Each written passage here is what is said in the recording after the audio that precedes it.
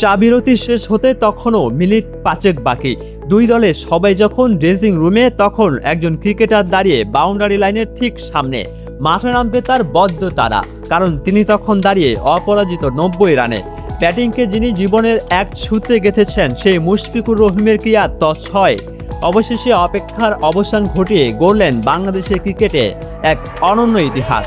সিলেট টেস্টের দ্বিতীয় সেশনের পর 15 মিনিটের বিরতিটা যেন কাটছিলই না। মাঠে ফিরে বাকি 10 রানের জন্য মুশফিককে খেলতে হলো আরও 23টি বল। অবশেষে মোহাম্মদ আব্বাসের বলে দৃষ্টিনন্দন এক 4, আর তাতেই পূর্ণ হলো টেস্ট ক্রিকেটে তার 14তম সেঞ্চুরি। বল বাউন্ডারিতে পৌঁছানোর আগেই বাতাসে হাত উঁচিয়ে ধরলেন মিস্টার ডিপেন্ডেবল।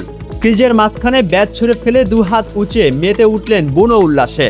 নন স্ট্রাইকিং প্রান্তে থাকা তাইজুল ইসলামকে জড়িয়ে যখন কাঁপছিলেন আবেগে, তখন ড্রেসিং রুম থেকে দাঁড়িয়ে করতালি দিচ্ছিল পুরো দল। গতকাল শেষ বলে মুমিনুল আউট হওয়ায় আজ সকালে নাজমুল শান্তকে নিয়ে মাঠে নামেন মুশফিক। আকাশ তখন মেঘে ঢাকা, পাকিস্তানি বোলাররা ছড়াচ্ছিলেন আগুন, কিন্তু এক প্রান্তে অবিচল থেকে যান মুশফিক। শান্ত, ধীরস্থির আর প্রতিপক্ষের জন্য এক চরম বিরক্তির কারণ হয়ে। শান্তর বিদায়ের পর লিটন দাসকে নিয়ে গড়েন 186 বলে 123 রানের এক মহাকাব্যিক জুটি। লিটন ও মিরাজ আউট হলেও তাইজুলকে সাথে নিয়ে বাংলাদেশের লিডকে নিয়ে যান 300 রানের ওপারে। মুশফিকের প্রতিটি রান যেন পাকিস্তানকে ম্যাচ থেকে ছিটকে দিচ্ছিল বহু দূরে।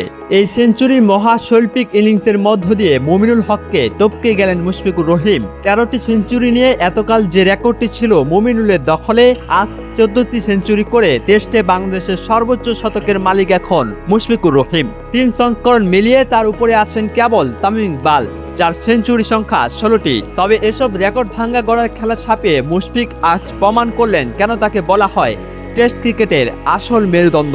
রেকর্ড তো অনেকেই গড়েন, কিন্তু ধ্বংসস্তূপের ভেতর থেকে দলকে টেনে তোলার এই অবিশ্বাস্য মানসিকতা কেবল মুশফিকের পক্ষেই সম্ভব। টেস্ট ক্রিকেটে বাংলাদেশের সেরা ব্যাটার কে, মুশফিক নাকি অন্য কেউ, তা নিয়ে এবার বোধ হয় আলোচনার ঝড় উঠবে চায়ের টেবিলে, প্যাভিলিয়নে কিংবা মিডিয়ায়।